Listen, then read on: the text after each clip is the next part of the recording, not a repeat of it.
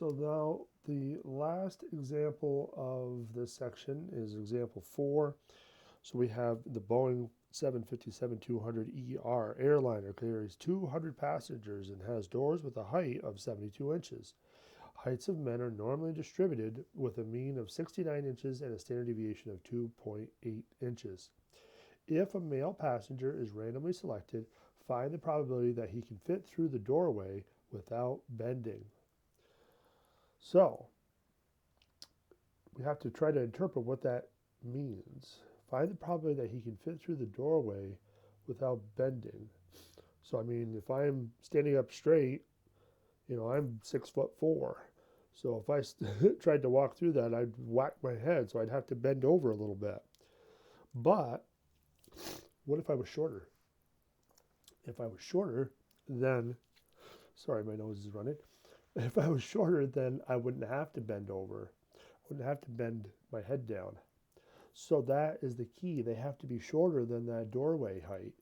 So they have to be shorter than 72 inches. So if I were to draw this now, I know 69 is my middle, and then 72 is right there. And if I want to be shorter than that, I got a shade over here. So there's my drawing. So I have a pretty decent sized probability for my answer.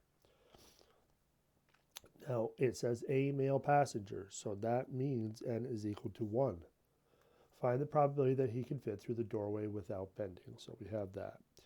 So now our key value of x is 72.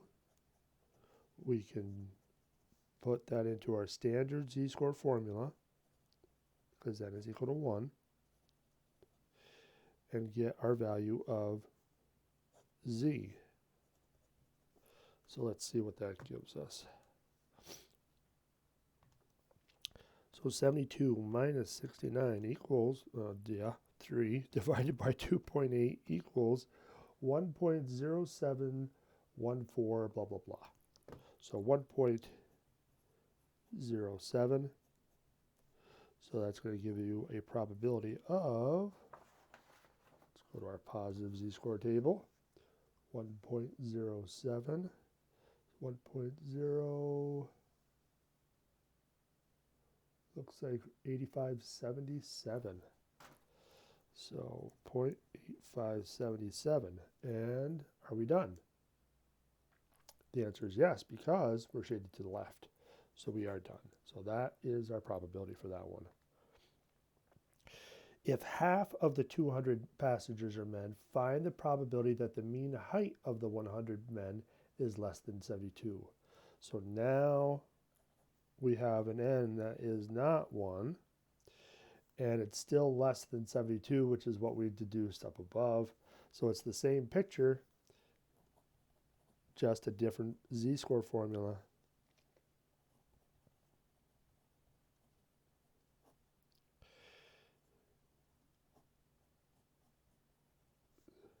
So if we divide the bottom first, we do get 0.28 because the square root of 100 is 10, and that just means we're going to move the decimal point over one spot. So our z-score should be, it's going to be pretty much the same as this, except the decimal point is going to be off, right? So if we said 3 divided by 0.28, we get 10.71 for our z-score. And when we go to our table, remember our table is limited. It only goes up to 3.5. So once you get above that, it doesn't matter. It's always the same. So 0.9999.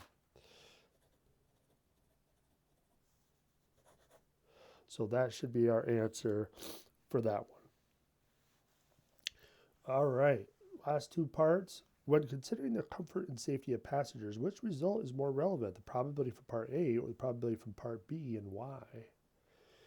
Now this one's a little deceiving because, okay, so in the first case, an individual person, an individual man, has roughly an 86% chance of walking through the doorway without bending. But there's almost a 100% chance that an average of 100 men will fit through the door. So which one's more relevant?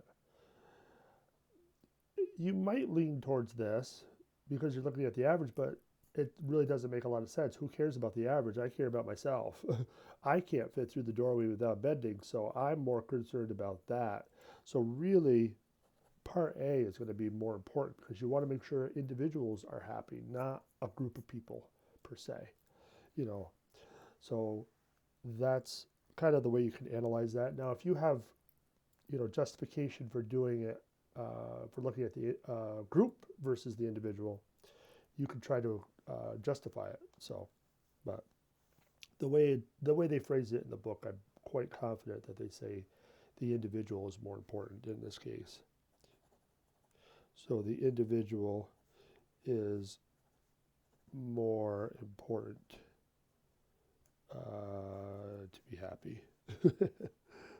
Something like that. And then the final question, we're talking about men. Why aren't women involved in this discussion? So why are women ignored in this case?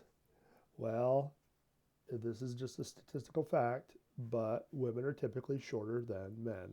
So that's why they're excluded from this analysis. So women are typically shorter. All right, folks. So that wraps up this. So stay tuned for review. So see you soon.